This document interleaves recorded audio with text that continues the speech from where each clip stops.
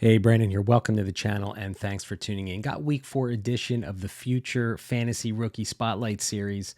All right, this show is dedicated to introduce you to future Dynasty, future fantasy rookie picks, everything that has to do with fantasy football. So basically, this show is a two-part show. I'm going to talk about a player that balled out in college football this year that may have the potential to hit our Dynasty and future fantasy football rosters.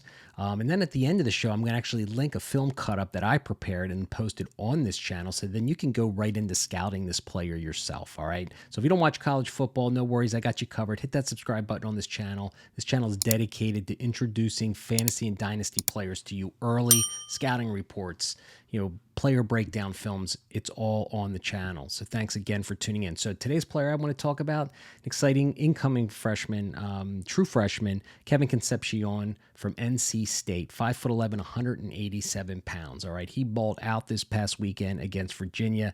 So a little background on Kevin. He was only a 3-star coming into the season this year, 97th ranked on 24/7 Sports. So he didn't get a lot of fanfare coming in, but I'll tell you right now, the kid's been playing well. Through 4 weeks, he has 20 receptions, and he's actually leading the wide receiver room, at NC State as a true freshman. So there you go. That's pretty impressive in itself already, right? So yeah, let's talk about it. We're going to talk about his scouting, his scouting report a little bit, and then we're going to link this film here at the end of the show. So this game, he had 10 targets, 6 receptions, 60% catch percentage. It's kind of skewed a little bit because the 4 targets that were missed that he didn't catch, he really didn't have the opportunity to catch them. I mean, I watched this whole game. I cut up his film. I looked for the incompletions, and they really weren't in an area where he was able to catch them. So the 60% catch percentage is a little skewed.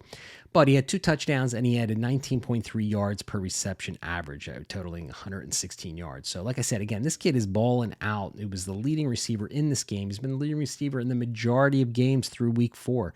So he could be a potential, special player here as we get through the college football season.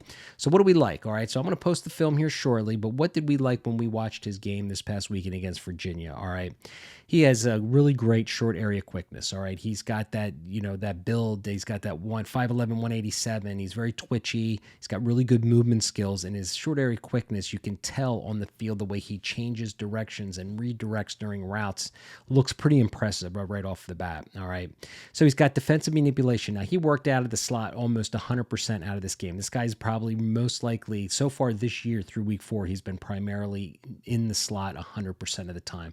So it looks like he's going to be in that position for the rest of the season.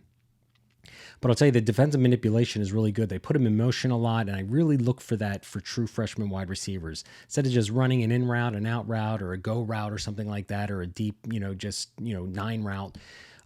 This guy is kind of showing a little defensive manipulation, man. You love to see that in freshman wide receivers, guys that are working on the technique, guys that are trying to set up defenders to have them move their hips or, make them change directions and then use that against them to create space. And that's the name of the game as a wide receiver. You got to create space. And this kid looks like he has that ability here early on in his college career. All right, he's got great second level vision. All right, there's going to be a play on the film that you're going to watch here in a couple seconds that, you can see where he is using his blockers to his advantage and setting up defenders to get, clogged up in traffic, where he then excels and goes around and gets additional yardage. You'd love to see that again. It's just not a player running to open space, kind of is, again, manipulating defenders to kind of create for himself. So that's a nuance that, again, is pretty special when you're looking at an incoming freshman, right? He's a deep vertical speed threat, all right? I think this guy's got some decent wheels. I don't know what his 40 is right now. I really couldn't find anything verified, before making this video, but this kid has really got some ability to get vertical. So I think he's going to be one of these just really good slot twitchy receivers who can win short, intermediate, vertical. He's an exciting prospect. And if you play in a C2C league or you're in a deep Devy league and you got waivers coming up, that's just typically in these leagues when waivers start to happen, Kevin's is a nice pickup if he is available on your Campus to Canton league or your Devy league.